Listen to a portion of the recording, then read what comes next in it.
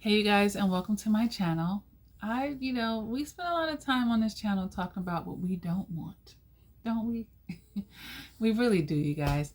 So it's only fair that we talk about what we do want. And I'm going to encourage you in your own waking life to not only understand, okay, this is what didn't work for me, or this is what doesn't work for me, but to know specifically what does work for you. Not vague, get very, very specific about it, okay? Because this is how you're going to be able to screen or observe or, figure out basically, is it present in this connection as I'm getting to know this person, you know? And um, honestly, I want you to take these building blocks to a healthy relationship as an internal one as well. Relationships, that's what life is all about. In case you guys didn't know, we have a relationship with everything. We have a relationship with ourselves. We have a relationship with other people, places, and things. They're all relationships. A relationship with money, a relationship with food, you know, relationship with shopping. Like, we have relationships with everything. And, the goal in life is to be finding the balance between these relationships. And then some of us find, I'm good at these kind of relationships, I struggle in those, or I just feel like all my relationships are just out of balance.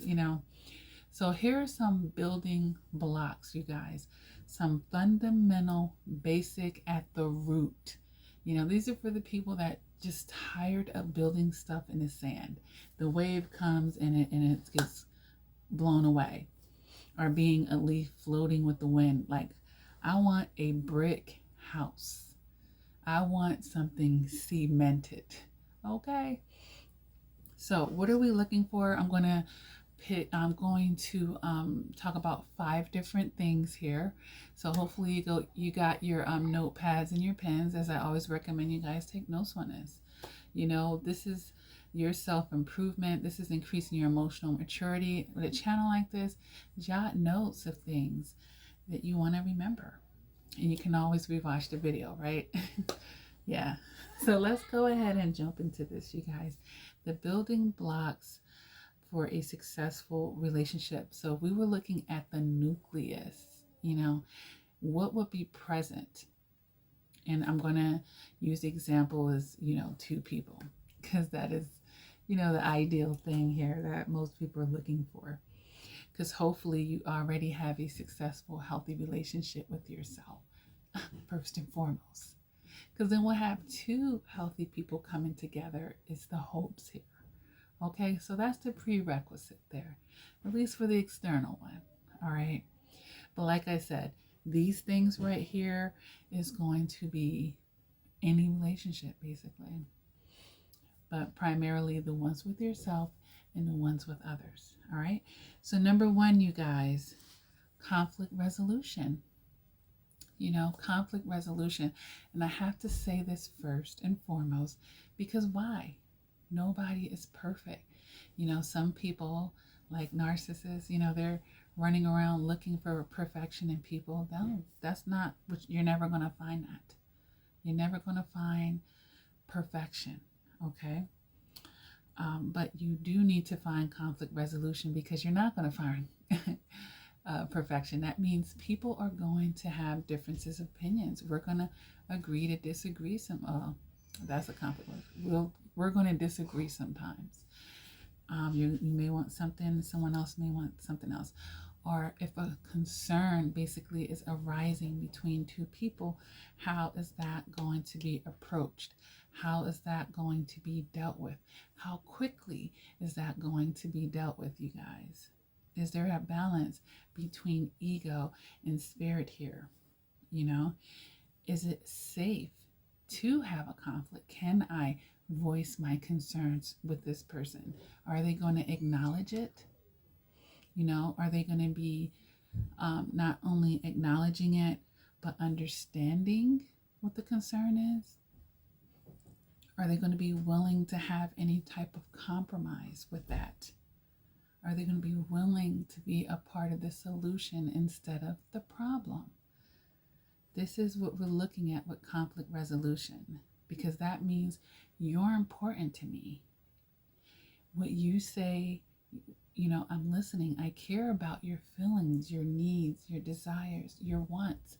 As a partner, I want to, hear you out at least and see what I can do to help the situation. You want conflict resolution. All right? Conflict resolution. And not a habitual pattern. Number 2, you guys, you need communication skills. All right, you got to have that, right? How else are you going to even voice these conflict resolutions? Are you going to do it in a mature way? Are you going to be doing it in a demanding way? Are you going to be doing it in a criticizing type of way? And when the person, or when you guys are exchanging in communication, we need a good listener, right? And then we need that person to not only be listening, but hearing. And not only be hearing, but caring, okay? And then at the beginning of the pyramid of communication skills, first and foremost, we need honesty, okay?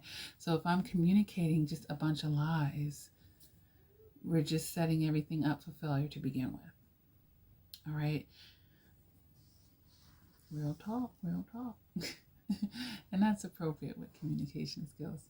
Number 3, you guys, we need mutual interest. Mutual interest. This is similar values, similar morals, similar thoughts on integrity. All right. And the more that you have mutual interest, the better. The better. And it needs to be very sincere and genuine, meaning a real interest of theirs. All right. And this is how 2 people's best interests can cross. Like my best interest can cross with your best interest because they're mutual. Just think of the psychology diagram where we got one circle and then another circle that connects with another circle, and then everything in between that part right there, that's the mutual interest right there. And it'll tend to be more protected because this is mutual. All right. Mutual. And then that's how you're also getting support. And when I say mutual interest, it doesn't mean like I love tennis, you love tennis. Like we have a mutual interest in believing that respect is important. We have a mutual interest in believing that honesty is important. We have a mutual interest in believing and making time for each other. Things like that. We have a mutual interest in not going to bed angry, or we have a mutual interest, when it comes to the physicality of things, we have mutual interest here on how we go about relationships. It's when people are in 2 opposite ends of the spectrum and there's little to no mutual interest. It's constantly clashing. It's constantly clashing. And I know that they say that opposites attract, but do they stick around long term? Does it stick? And for those people like, well, I'm like night and he's like day. Well, you know what? There's something there though that's gluing it, and hopefully it's not something out of toxicity. But even when people have a lot of differences, the foundation of things, when we're talking about similar values, similar morals, similar integrity. And that's why I'm going at it from those levels, you guys, because I understand that we're all individuals.